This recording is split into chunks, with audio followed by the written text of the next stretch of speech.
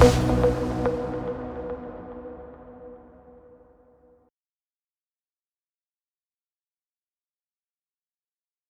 Burçin Beken, a pediatric allergist from Turkey and the EAKI Junior Member Representative for the Pediatric Section.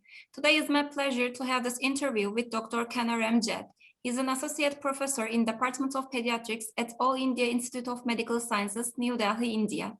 We will talk about his recently published article in PAI Journal entitled Efficacy of Vitamin D Supplementation in Asthmatic Children with Vitamin D Deficiency, a Randomized Control Trial. Welcome, Dr. Jed. Thank you very much for joining us today. Okay, thank you. Could you please explain the rationale of your study and the main outcomes?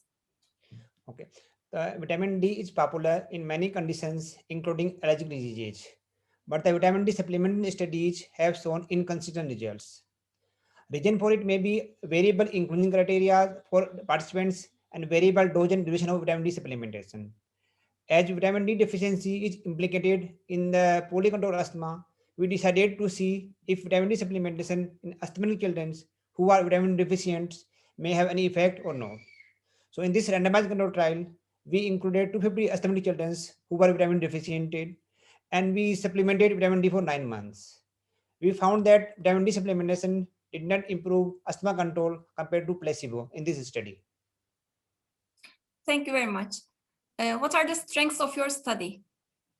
The strength of our study are, firstly, ours is one of the first study which included asthmatic children who were vitamin deficient.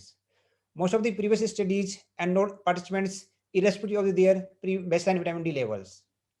Secondly, we had relatively large number of the participants that were 250 and we supplemented vitamin D for longer period that were 9 months. Lastly, there was good follow-up rate and good compliance to the intervention in our study. Thank you, Dr. Jed. My last question. 2/3 of the children in your study group did not reach vitamin D levels above 20 nanogram per milliliter. Could the dose of vitamin D you used in your study has an effect on your failure to find the supplementation effective?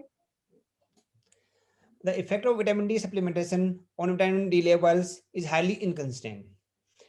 As if you see the literature, a study reported significant increase in vitamin D levels just supplementing 800 units per day for 2 months. Whereas in another study, there was no difference in vitamin D levels after supplementing vitamin D either 200 or 1000 units per day for 11 weeks.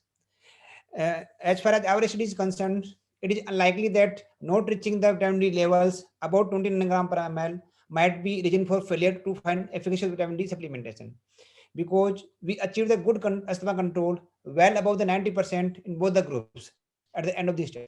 And it is unlikely that it might have increased further with high doses of vitamin D.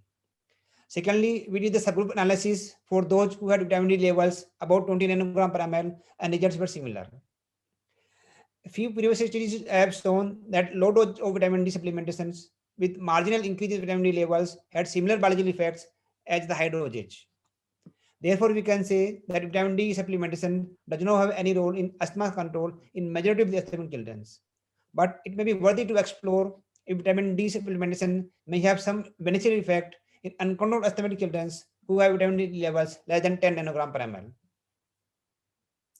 Thank you very much for being with us today, Dr. Jed. Welcome. You can access the full article by clicking the link below. Thank you very much.